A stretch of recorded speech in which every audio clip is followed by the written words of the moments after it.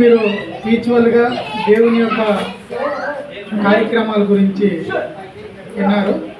అయితే ఇప్పుడు చెప్పబోయే విషయం ఏంటంటే బౌద్ధికమైన అంశాలు. వికలాంగులుగా ఉన్నామంటే ఒక బౌద్ధిక స్థితిలో కూడా మన యొక్క ఎదుగుదల అనేది కనబడాలి అనే అంశాలపైన ఇప్పుడు మాట్లాడాలనుకుంటున్నా. చాలామంది వచ్చారు, వాళ్ళందరినీ చూసిన తర్వాత ముఖ్యంగా PWD federation, persons with disabilities federation Andhra Pradesh అనే ఒక సంస్థని మేము స్టార్ట్ చేయడం జరిగింది. గత 2 సంవత్సరాలుగా ఆ సంస్థ అనేది రాష్ట్రం మొత్తం మీద పనిచేయడం జరుగుతుంది. అయితే ఆ యొక్క సంస్థలో మా యొక్క మెయిన్ మెంబర్గా గిద్యానంద గారు ఉన్నారు. కాబట్టి మేము రాష్ట్రంలో చేసే కార్యక్రమాలన్నీ కూడా మీరు పీడబ్ల్యూడి ఫెడరేషన్ అనేసి యూట్యూబ్ ఛానల్లో కొడితే మన యొక్క కార్యక్రమాలన్నీ కూడా డిస్ప్లే అవుతాయి. అయితే మీకు చెప్పాలనే అంశం ఏంటంటే ఇక్కడ ఉన్నవారిలో ఎంతమందికి రాష్ట్ర ప్రభుత్వం గత జూలై నెల నుంచి పెంచిన పెన్షన్ అందుతుంది? అందరికీ అందుతుందా? అందరికీ 6,000 ఎంతమందికి అందుతుంది? 15,000కి ఎంతమందికి అందుతుంది? 15,000. 15,000 ఎవరికైనా ఇక్కడ ఉన్న వాళ్ళకి అందుతుందా? ఒకరు ఇంకెవరికైనా లేదా మీకు? 15,000. ఓకే. అయితే ఈ యొక్క స్కీమ్ అనేది గత 5 సంవత్సరాల కిందటే ఉంది. మనకెవరికి తెలియకపోవడం వలన ఎవరిని కూడా అప్లై చేసుకోకుండా ఉన్నాం. అది ఎవరు ఎలిజిబుల్ అనేది చాలామంది ఎవరు చెప్పరు. ఎందుకంటే కొంతమందికి మాత్రమే తెలుసు. కొంతమంది రాజకీయ వ్యవహారాలు ఉన్న వాళ్ళకి, అట్లాగే ప్రభుత్వ ఉద్యోగాలు హాస్పిటల్లో పనిచేసే వాళ్ళకి, ఇంకా కొంతమంది కొన్ని పేపర్ విలేకరులకి ఈ యొక్క పెన్షన్ల గురించి తెలుసు. ఇంకెవరు కూడా వాటి గురించి చెప్పరు. వాళ్ళ గురించి చెప్పినా వాటిని అప్లై చేసే విధానంలో ముందుకెళ్ళరు. కలుపుతాం 15,000 పెన్షన్కి చాలా వరకు ఎలిజిబుల్ ఉన్నారు. రాష్ట్రం మొత్తం మీద మా సర్వే లెక్కల ప్రకారంగా సుమారు 1,00,000 మంది ఉన్నారు. కానీ 15,000 పెన్షన్ మనకున్న 2 కేటగిరీలు ఏంటంటే, ఒకటి పోస్ట్ పోలియో పారాలసిస్ కేటగిరీ వాళ్ళకి, 2 డిస్ట్రోఫీ కేటగిరీ వాళ్ళకి, అంటే కండరాలు పూర్తిగా బలహీనత. అంటే అలాంటి వైకల్యం ఉన్న వాళ్ళని గుర్తించే విధానంలో ప్రభుత్వం సరైన నిబంధనలు, చర్యలు తీసుకోకపోవడం వలన మనకి వచ్చే పెన్షన్ వస్తే సరిపోతుంది, ఇంకా ఎక్స్ట్రా గురించి మనం ఆలోచించాలి అనుకుంటున్నాం. కానీ ఇప్పుడున్న ప్రభుత్వం మంచి చర్యలను చేపట్టడానికి ముందడుగులు వేస్తుంది. కాబట్టి ఇక్కడ ఉదాహరణకు ఈ పేరు మేరీ ఉదాహరణ తీసుకుంటే, ఆమె నిజంగా ఈ 15,000 పెన్షన్కి ఎలిజిబుల్. అయినా ఆ 15,000 పెన్షన్ ఎలా పొందుకోవాలి అంటే వాళ్ళ వాలంటరీ కూడా వాళ్ళకి చెప్పరు, వారి సచివాలయం సిబ్బంది కూడా వారికి చెప్పరు, మీ చుట్టుపక్కల పార్టీ కార్యకర్తలైనా చెప్పరు. కానీ నాకు ఎందుకు రాలేదు? నీ ఊర్లోనే, నీ యొక్క గ్రామంలోనే ఆ 15,000 పెన్షన్ పొందుకున్నవాడు అనర్హుడు కూడా ఉన్నాడు, అనర్హులు కూడా ఉన్నారు. కానీ అనర్హులు పొందుకుంటూ ఉంటే మనం బాధపడుతూ ఉంటాం. ఏంటి, నేను పూర్తి స్థాయి వికలాంగత్వం కలిగి ఉన్నాను కదా, నేను దేగురుతున్నాను కదా, ఇది నాకు ఎలిజిబుల్ కదా ఈ యొక్క పెన్షన్, ఇదేంటి వాళ్ళకి ఈ పెన్షన్ వస్తుంది ఏంటి, ఎక్కడ, ఏంటి దేవుడు నాకు ఇదే ఇచ్చాడు, ఇదే సరిపెట్టుకుంటాను అంటే దైవికమైన భాగంలో కూడా దీన్ని ఒక క్వశ్చన్గా తీసుకోండి. అంటే ఒకటి, ప్రభుత్వం దగ్గరికి డబ్బు ఎలా వస్తుంది? ప్రజల నుండి వస్తుంది. ప్రభుత్వాలను ఏర్పాటు చేసేది ఎవరు? మనము అనుకుంటాం, కానీ దేవుడే. ప్రభుత్వాలని ఏర్పాటు చేసేది దేవుడే. అది ఇంటర్నేషనల్ అవ్వచ్చు, నేషనల్ అవ్వచ్చు, స్టేట్ అవ్వచ్చు. ఏ ప్రభుత్వాన్నైనా ఏర్పాటు చేసేది దేవుడే. ప్రభుత్వాల్లో విభాగాలు ఏర్పాటు చేసేది ఎవరు? దేవుడే. ప్రతి సెక్షన్ని కూడా విడదీసి పెట్టేది దేవుడే. వీళ్ళకి అంత మైండ్ లేదు మనుషులకి దేవుడు ఆలోచనలు ఇస్తే మీరు ఇలాగ విభాగం చేసుకుంటే మీ యొక్క పనులు ఈజీగా అవ్వడానికి అవకాశాలు ఉంటాయి. ఈ యొక్క విభాగాలన్నింటినీ కూడా తయారు చేసేది దేవుడే. అయితే ఖజానా విభాగం మనదేంటి? ఆర్థిక వ్యవస్థ. ఈ ఆర్థిక వ్యవస్థలో సంక్షేమం ఏంటి? ఆర్థిక వ్యవస్థలో ఏంటి? సంక్షేమం. సంక్షేమం ఎవరికి ఉంటుంది? నిరుపేదలైన ప్రజలకి రాష్ట్ర ప్రభుత్వమైనా కేంద్ర ప్రభుత్వమైనా మన యొక్క సంక్షేమం అనేది ఇవ్వడానికి ముందుకెళ్తుంది. అయితే ఈ సంక్షేమంలో వికలాంగులది ఒక భాగం దేవుడు గుర్తించాడు. దేవుడు ఎప్పుడు గుర్తించాడు? మిమ్మల్ని గుర్తించే ఫస్ట్ ఆఫ్ అయితే వికలాంగులకు సంక్షేమం ఎవరు చేసేవారు? కేవలము చారిటబుల్ ట్రస్ట్స్, ఎన్జిఓస్ చిన్న చిన్న పరికరాలు ఇచ్చేవారు. ఏమి ఇచ్చేవారు? చిన్న చిన్న పరికరాలు. వాళ్ళకి ఏ విధమైన చదువుకు సంబంధించిన కొద్దిగా సహాయము ఏదో అందనట్లుగా ఉండేది. అట్లాగే ఏం చేసింది దేవుడు? ప్రభుత్వం హృదయాన్ని తెరవడంతో ప్రభుత్వం ద్వారా ఎంతో కొంత అమౌంట్ని వికలాంగులైన వారికి కూడా అందించాలి అనే మనసు ప్రభుత్వంలో కల్పించడం జరిగింది. ఆ మనసే ప్రభుత్వానికి కలగకపోయిందనుకో, ప్రభుత్వాలు ఆనాటి దినాలు ఎవరో కలిగితే ఉన్నాడు. ఎన్టీఆర్ ఉన్నాడు. ఎన్టీఆర్ ఎంత అన్నాడు? 35 రూపాయలు పెన్షన్ ఇస్తున్నాడు. తర్వాత వైఎస్ఆర్ వచ్చారు. వైఎస్ఆర్ హృదయంలో 200 రూపాయలు పెట్టాడు. ఆయనే 500 రూపాయలు పెట్టాడు. 500 తర్వాత మనకేంటి? మనకు పెరగదు అనుకోండి. మన వల్ల కొంతమంది ఏం చేసి ఉద్యమకారుల్ని దేవుడు లేపాడు. ఉద్యమకారులు ఎవరిని లేపుతాడు? నువ్వు అడగలేదు. నువ్వు ఎప్పుడైనా వెళ్ళి అడిగేవా? నాకు 6,000 పెంచమని ఎప్పుడైనా వెళ్ళి అడిగారా? మీరు ఎవరైనా ధైర్యంగా వెళ్ళి కలెక్టర్ ఆఫీస్ దగ్గర కూర్చోను, లేకపోతే ఎంఆర్ ఆఫీస్ కూర్చోను మీరు ఎప్పుడైనా చేశారు? ఎంతమంది? అందరూ చేస్తారా? అందరూ చేస్తారా? ఇప్పుడు పొందుకున్న వాళ్ళు ఎంతమంది? 12 లక్షల మంది. దివ్యాంగుల పెన్షన్ 12 లక్షల మంది పొందుకున్నారు. ఎంతమంది పోరాటం చేశారు? అయితే ఎంతమందికి ఈ యొక్క బెనిఫిట్స్ అని వస్తున్నాయి? 12 లక్షల మందికి వస్తున్నాయి. చేసేది 1000 మందో, లేకపోతే 2000 మందో, 3000 మందో వాడు సొంత డబ్బుల్ని ఖర్చు పెట్టుకుంటుంది. అన్నట్టు మొత్తం డబ్బులు ఖర్చు పెట్టి రండి 10 మంది తీసుకుని నేను వస్తున్నారు. 10 మంది తీసుకొస్తాను, మీ 10 మందికి కూడా నేనే ఛార్జీలు కడతానని అన్నాను. 20 మందికి కావాలన్నా విజయవాడ తీసుకొస్తామో ఎంత ఛార్జ్ అవుతుందో అంత ఛార్జీ నేను కడతాను. అయితే కొంతమంది తన సొంత డబ్బులు అంటే మన వికలాంగుల సమాజానికి మేలు జరిగే విధానంలో కొంతమంది వారి జోబు డబ్బులు ఖర్చు పెట్టుకొని కూడా వారి అధికారుల దగ్గరికి వెళ్ళి కలుపుతారు. వీళ్ళందరికీ ఆ యొక్క మనసు కల్పించేది ఎవరు? దేవుడు. ఎక్కడికి వెళ్ళినా క్వశ్చన్ పాయింట్ ఏంటి? దేవుడు. ఆ మనసు కల్పించడం ద్వారా ఏం జరిగింది? ఈరోజు నీకు నాకు ఏమవుతుంది? సహాయము అధికంగా. ఇప్పుడు 6,000 తీసుకునే వాళ్ళు ఎవరిని అడగండి.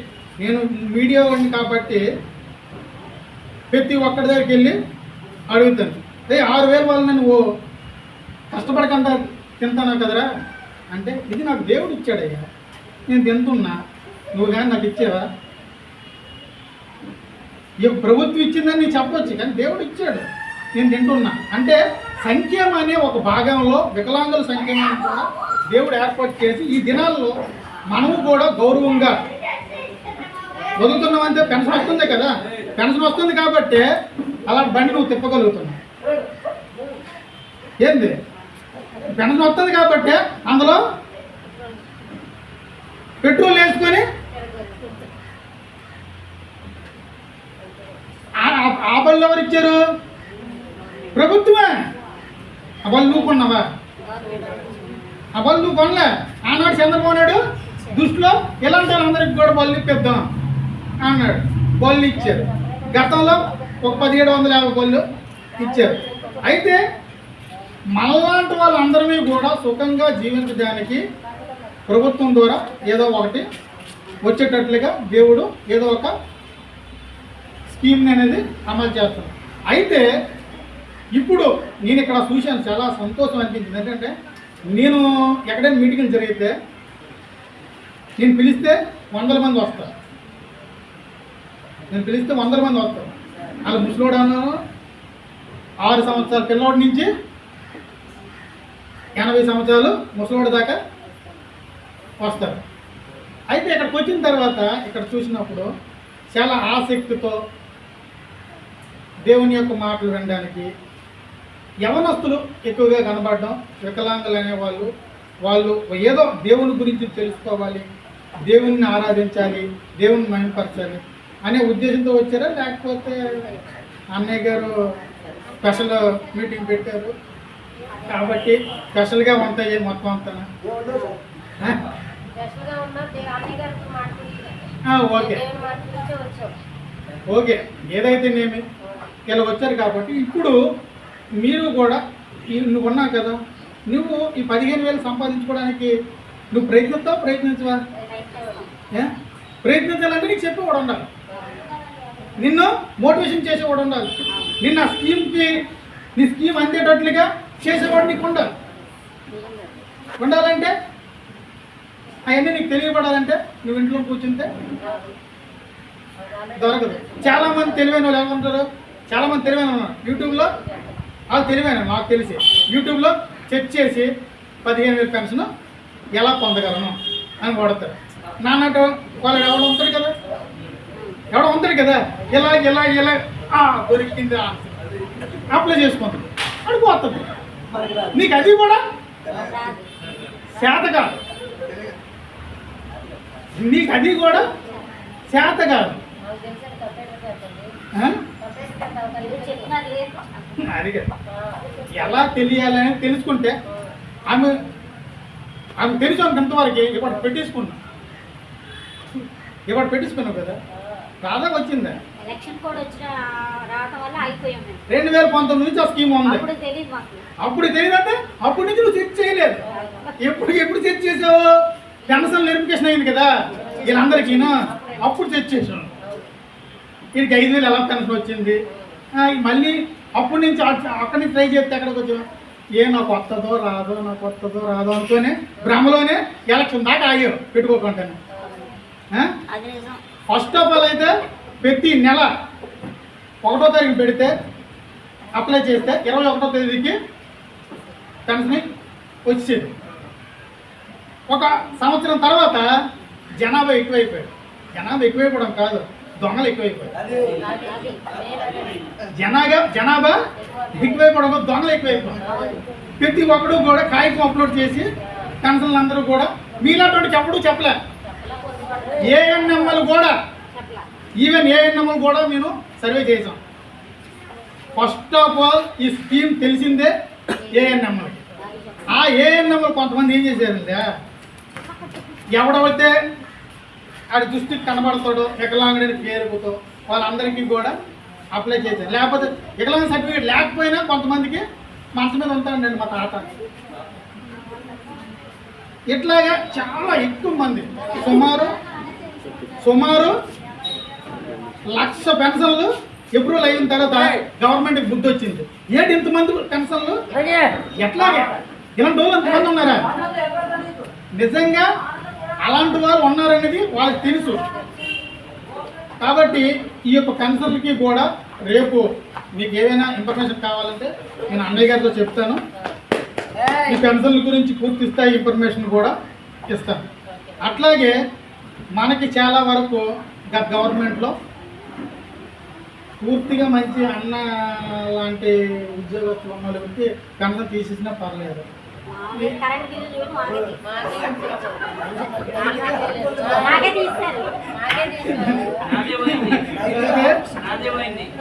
ఏదంటే చిన్న ఉద్యోగాలండి, కరెంటు బిల్లు ఒకటి, భూమి ఉందని ఆ భూమి ఒకటి పేరు ఉంది, దీని పేరు కాదు. ఇలాంటి చిన్న సాకులు చెప్పి చాలా వరకు కన్సల్ చేయాలి. వాటి గురించి కూడా మేము అడుగుతున్నాం, ఇస్తారు రేపు 40 దినాలు. ఇంకా అనేకమైన ప్రభుత్వం ద్వారా సాధించుకోవాల్సింది అనేకమైన ఉన్నాయి. కానీ వికలాంగులుగా మనం ఏం చేయాలంటే, నేను చెప్పే ప్రాసెస్ ఏంటంటే ఇదంతా కూడా దేవుడే ఇస్తున్నాడు. దేవుడిచ్చింది ఇస్తున్నాడు. అదే ఏదో ఒక విధానంలో ప్రభుత్వాల ద్వారా స్కీమ్ రూపంలో ఇస్తున్నాడు. కాబట్టి దాన్ని ఎదిగి తీసుకోవాల్సిన బాధ్యత మీది. దేవుడు కావాలంటే ఏం చేస్తారు? ఎదగాలి. దేవుడు ఉత్తుని దొరుకుతాడా? తడుగులాడి దేవుడిని కనుక్కోవాలనేసి చెప్తాను. ఇక్కడ స్కీములు కూడా అలాగే ఉంటాయి. అవి మీకు ఒక్కొక్కసారి దొరకవు, అన్నీ తెలిసినట్టుగా ఉంటాయి. కానీ ఆ స్కీములు మీకు అందే పరిస్థితి కూడా ఉండదు. చాలా వరకు అందుకున్న వాళ్ళే 15 సార్లు అందుకుంటారు తప్ప అందుకోలేనివాడికి ఒక్కటి కూడా అనదు. కాబట్టి మీరు చక్కగా దేవుని పైన ఎంత దృష్టి పెడుతున్నారో ప్రభుత్వం ఇచ్చిన స్కీముల పైన కూడా దృష్టి పెట్టి మీరు ఇక్కడ ఏం చేస్తున్నారు? నాయకత్వ లక్షణాలు, దేవుని గురించిన విషయాలు, నాయకత్వ లక్షణాలు తెలుసుకుంటారు. భౌతికంగా మన యొక్క సమాజం గురించి కూడా నాయకత్వ లక్షణాలను పెంచుకుంటే మీకు తెలిసిన విషయాల్ని మీ తోట పక్కన ఉన్న వికలాంగులందరికీ కూడా తెలియజేస్తే వారందరూ కూడా ఎలిజిబుల్ అయ్యి ప్రభుత్వం ద్వారా వచ్చే ఏదైతే స్కీములు ఉన్నాయో వాళ్ళు అందుతారు. కాబట్టి చాలామంది మన వికలాంగులు ఏం చేస్తున్నారు? తాను మోసం చేసుకుంటూ వికలాంగుల్ని కూడా. కాబట్టి అలాంటి పరిస్థితుల్లో ఉన్న వాళ్ళందరినీ మనం గుర్తించి వారిని అందరినీ కూడా సమాజంలో అవాయిడ్ చేసే పరిస్థితుల్లో మనం మన యొక్క కార్యక్రమాలని ఏర్పాటు చేసుకోవాలి. కాబట్టి మీరు కూడా మాతో కూడా కలిసి పనిచేస్తే మనము కూడా వికలాంగులకి సరైన విధానంలో ఈ ప్రభుత్వం ద్వారా ఇచ్చే స్కీమ్లన్నింటినీ కూడా సప్లిమెంటరీ చేయడానికి అవకాశం ఉంటుంది. కానీ మనం అనుకుంటాం ప్రభుత్వ సంస్థలు సచివాలయం పరిధి నుంచి ఉన్నాయంటే, సచివాలయం పరిధి నుంచి ఉన్న సచివాలయం సిబ్బందికి కూడా తెలిసిన మీకు అందే పరిస్థితి లేదు. ఓకేనా? రేపు ఇంక ఏ ప్రభుత్వం, ఈ ప్రభుత్వం నాకు రన్ అవుతుంది, ఈ ప్రభుత్వంలో కూడా నీకు అందుతుందనే.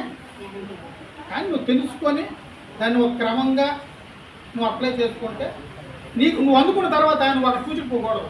నాకు వచ్చేసింది కదా హ్యాపీ, ఏంటి నాకు వచ్చింది కదా హ్యాపీ, ఇంకొకటి నా పక్కనే ఉంటాడు నీళ్ళంటాడే, అయినా ఆడి గురించి నువ్వు పట్టించుకో. అమ్మ నీకు ఎలాగొచ్చిందో పెన్షన్, మా ఊళ్ళో ఉన్నాడు, ఆడికి వచ్చింది, ఆడి పక్కని కూడా ఆడింటి పక్కన కూడా అలాంటాడు అన్నాడు. అరే నీకు వచ్చింది కదా ఎలా పెట్టుకోవాలి కదా, పెట్టుకున్నాడు. ఆడికి కూడా అప్లై చేయించేద్దా? అన్నయ్య బిజీ అన్నయ్య, అన్నయ్య బిజీ అన్నయ్య, అరే నీకు పెట్టినప్పుడు నేను ఎంత సాయం చేశాను అని నేను చెప్తే ఆడికి కదా పెట్టినంత, నువ్వు పెట్టచ్చు కదా, నాకు పెట్టినాడు నువ్వు ఆడికి కూడా పెట్టాలి కదా. అంటే నా ఉద్దేశం ఏంటి? నేను ఒకటి సాయం చేస్తే వాడు ఇంకొకటి సాయం చేయాలనేది నా కాన్సెప్ట్. నేను ఇంకొకరికి ఎవరికో చేసుకుంటాను, ఎక్కడికి వెళ్ళి వీడెక్కడి నుంచి ఈ పక్కన ఉండి చేస్తాను అంటే అప్పటికి నాకు ఎవరిది నాకు డెవలప్ అవుద్ది, ఒకరికొకటి సహాయం చేయడం. ఈ కాన్సెప్ట్లో అక్కడికక్కడ వాడే నిలిచిపోయాడు. ఆడికి పెట్టడము లేదు, ఆడికి పెట్టడానికి నాకు ఖాళీ. నేను ఇంకొకరు చూసుకుంటాను కదా. చాలా వేరే వేరే ఊళ్ళో వెళ్ళి ఎవరో ఉన్నారో వికలాంగులు ఇలాంటి వాళ్ళందరినీ ఒక ఫోటో తీసుకోవడం, వాడి గురించి డేటా తెలుసుకోవడం, హాస్పిటల్కి వెళ్ళడం, హాస్పిటల్లో వీడికి పరిస్థితి ఎట్లా ఉంది కాబట్టి వీడికి కన్సర్న్ వచ్చే అవకాశం ఉందని అయితే రేపు ప్రాసెస్ మొదలెడతాను. ఇక్కడ కాదని చెప్పడంతో ఎక్కడ అని అడిగి అక్కడికి వెళ్ళి తెలుసుకొని వాడికి ఆ కన్సర్న్ వచ్చేంత వరకు ఆడి చుట్టే తిరుగుతాం.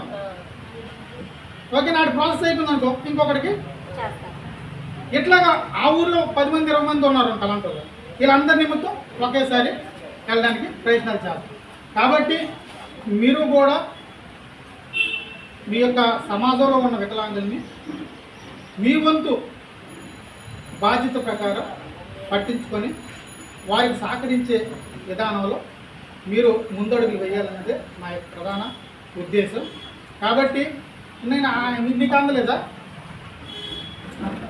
ఆడుకోంతుంది చూసా, నిజంగా సర్టిఫికేట్ చదవదు నాకు తెలిసి. నిజం నేను చెప్పలా, నిజం అది నిజం అందాలి కానీ ఒరిజినల్ అయితే ఆ సర్టిఫికేట్ చాలా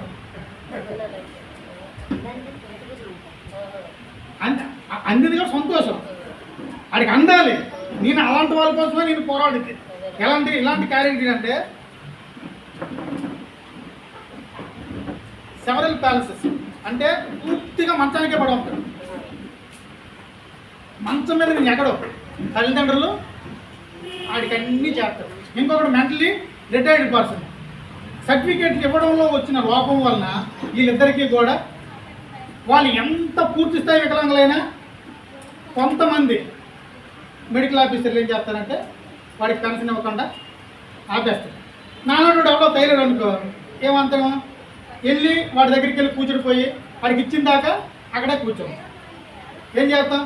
ఆడు మంచం పరిమితం కాదా, ఒకసారి ఆయన ఎత్తుకొని తీసుకొని వెళ్తావా, వాడిని పరిగెట్టేస్తావా?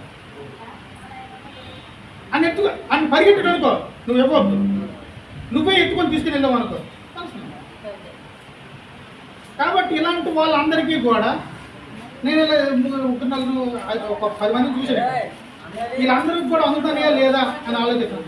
ఆ విషయం కూడా ఒకసారి అన్న, ఎందుకంటే మనకు అవకాశం ఉంది. ఇక్కడ ఏలూరులో గొప్ప అవకాశం ఏంటి తెలుసా? అక్క హాస్పిటల్లో ఉన్నాడు. అక్క హాస్పిటల్లో మీరే ఉన్నారు కదా.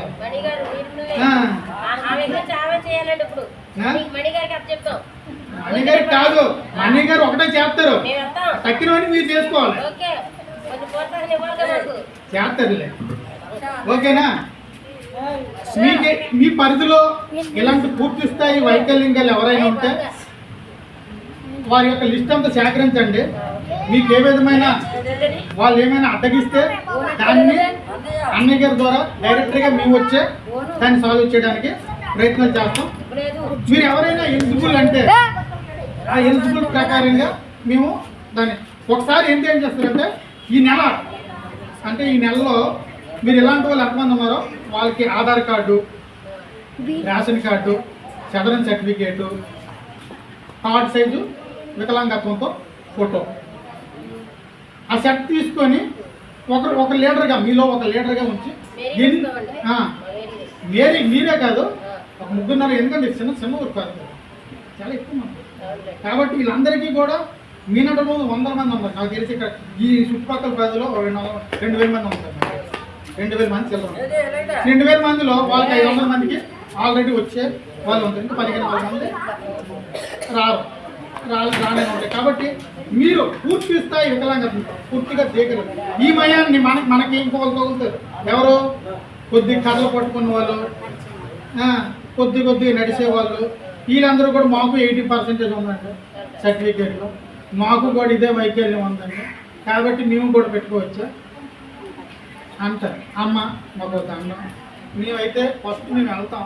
మేము వెళ్ళిపోయిన తర్వాత మాకు వచ్చిన తర్వాత ఏమైనా అవకాశం ఉంటే అప్పుడు వాళ్ళు అడిగేసి మీకు చెప్తాం అని చెప్పేసి ఏం చేస్తారంటే మీరు ఎలిజిబుల్ అయ్యేటట్లుగా మీరు చూసుకోవాల్సిన బాధ్యత మీరు. కాబట్టి మీరు ఆ ప్రయత్నాల్లో ఉండండి. ఆల్రెడీ డిస్ట్రిక్ట్ లెవెల్లో దానికి సంబంధించిన 3 డాక్టర్ల సంతకంతో ఒక అప్లికేషన్ అనేది ఆల్రెడీ ఫార్వర్డ్ అవుతుంది. మీకు ఎవరికి లేకపోతే నేను మీకు ఫార్వర్డ్ చేస్తాను అన్నికి. మీరు ఆ యొక్క అప్లికేషన్ తీసుకొని మీరు డిస్ట్రిక్ట్ లెవెల్లో ముందు ఆ యొక్క సర్టిఫికేట్ని చేసుకుంటే మీకు వాళ్ళు ఇవ్వనంటే అప్పుడు నాకు చేయండి. అక్క వలన సాధ్యం అవ్వకపోతే అప్పుడు అన్నయ్య నేను దాంట్లోకి ముందుకెళ్తాను. 90% అక్క వల్ల ఏలూరులో సాధ్యం అయిపోతుంది.